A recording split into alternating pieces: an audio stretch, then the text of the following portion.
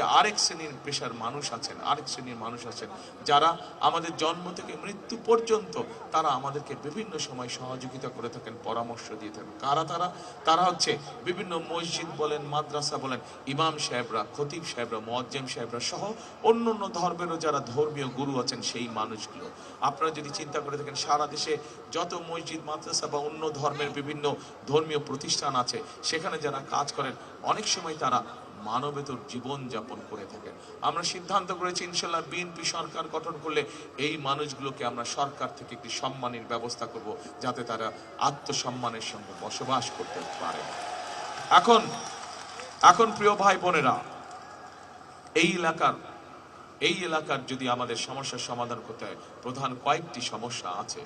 আমরা সমগ্র দেশের জন্য আমরা একটি সিদ্ধান্ত গ্রহণ করেছি আমাদের দলের মধ্যে যে আমরা যত পরিকল্পনাই গ্রহণ করি না কেন, সকল পরিকল্পনার সুফল যদি মানুষের কাছে পৌঁছে দিতে হয়, একটি পদক্ষেপ আমাদেরকে কঠোরভাবে আমাদেরকে বাস্তবায়ন করতে হবে। কি সেই পদক্ষেপ? সেই পদক্ষেপটি হচ্ছে কঠোরভাবে আইন শৃঙ্খলা পরিস্থিতি নিয়ন্ত্রণ করা। কারণ আমরা এমন একটি দেশ গড়তে চাই যেই দেশে রাস্তাঘাটে দিনের যে কোনো সময় হোক, সন্ধ্যা সময় হোক, রাতে বেলা হোক, আমাদের মা বোনেরা যাতে নিরাপদে চলাচল করতে পারেন, নিরাপদে থাকতে পারেন তারা। আমরা চাই এমন একটি দেশ গড়তে যেখানে মুরব্বীরা সহ ভাই বোনেরা যেখানে চাকরি বাকরি ব্যবসা বাণিজ্য নিঃসন্দেহে করতে পারে, এই যে নিরাপত্তার সাথে করতে পারে, কেউ এসে তাদেরকে কোনো ডিস্টার্ব করবে না। প্রিয় ভাই বোনেরা, আমরা এমন একটি দেশ গড়তে চাই আপনি আপনার পরিবার নিয়ে রাতে যাতে আপনি একদম নিশ্চিন্তে ঘুমাতে পারেন। কাজেই সেজন্যই আমরা মনে করি যে আমরা যত পরিকল্পনায় গ্রহণ করি সকল পরিকল্পনা বাস্তবায়ন করা তখনই সম্ভব যদি দেশের আইন শৃঙ্খলা পরিস্থিতি সঠিক থাকে, দেশের মানুষের প্রত্যাশা অনুযায়ী থাকে। সেজন্যই সরকার গঠনের প্রথম দিন থেকে আমাদের দায়িত্ব হবে কিভাবে দেশের মানুষের নিরাপত্তা নিশ্চিত করা যায়। এখন প্রিয় ভাই বোনেরা, আজকে এই যে নির্বাচন হতে যাচ্ছে 12 তারিখে, এই নির্বাচনে ধানের শীষের প্রার্থী এই এলাকাতে হচ্ছে আব্দুল কাইয়ুম। আজকে তার হাতে আনুষ্ঠানিকভাবে আমি ধানের শীষ তুলে দিচ্ছি।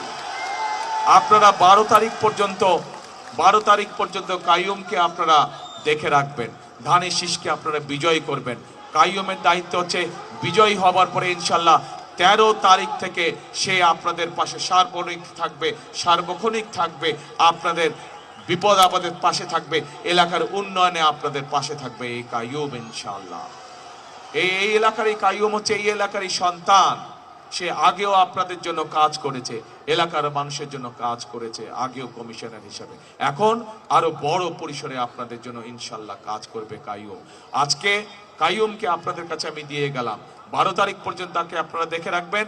ইনশাআল্লাহ 12 তারিখে জয়যুক্ত হওয়ার পরে কাইয়ুমের দায়িত্ব হবে 13 তারিখ থেকে এলাকার মানুষেরকে দেখে রাখা, এলাকার পাশে থাকা, এলাকার উন্নয়নের পাশে থাকা।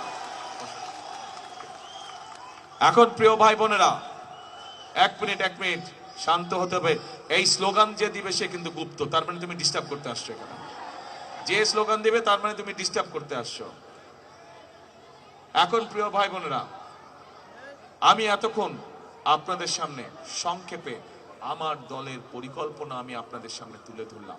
আমরা কিভাবে দেশের মানুষের সমস্যার সমাধান করতে চাই, আমরা কিভাবে দেশের সমস্যার সমাধান করতে চাই, এটি হচ্ছে বিএনপির পরিকল্পনা। আগেই বলেছি কেন বিএনপির পরিকল্পনা, কারণ এই মুহূর্তে বিএনপি বাংলাদেশের একমাত্র রাজনৈতিক দল যাদের দেশ পরিচালনা করার মতন অভিজ্ঞতা রয়েছে, যাদের দেশ পরিচালনা করার মতন পরিকল্পনা রয়েছে, যাদের দেশ পরিচালনা করার মতন কর্মসূচি রয়েছে জনগণের জন্য, দেশের জন্য। এখন প্রিয় ভাই বোনেরা, আমার পরিকল্পনাটা আমি বলে দিলাম আপনাদেরকে। আমি এখন আপনাদের কাছে একটা কথা জানতে চাই, একটু মন দিয়ে শোনেন কি জানতে চাই। এ ভাই সবাই একটু মন দিয়ে শোনেন, একটা কথা আপনাদের কাছ থেকে জানতে চাই। আপনাদের পরিকল্পনা কি 12 তারিখে? বুঝি না কি দানের শেষ? দানের শীষে সেল মারো। কবেকার পরিকল্পনা? 12 তারিখের পরিকল্পনা। কারণ প্রিয় ভাই বোনেরা, আমরা বিএনপি যারা করি আমরা সব সময় বলি আমাদের রাজনৈতিক ক্ষমতার উৎস হচ্ছে জনগণ। কাজে জনগণ যদি আমাদের সাথে থাকে, জনগণ যদি আমাদেরকে সমর্থন দেয়, জনগণ যদি ধানের শীষে ভোট দেয়, ইনশাল্লাহ আপনাদের সামনে যে সকল প্রতিশ্রুতি আমরা রেখেছি পর্যায়ক্রমিকভাবে আমরা সকল প্রতিশ্রুতি ইনশাল্লাহ বাস্তবায়ন করব। কারণ জনগণই আমাদের শক্তি, জনগণই আমাদের সমর্থন, জনগণই আমাদের প্রকৃত বন্ধু।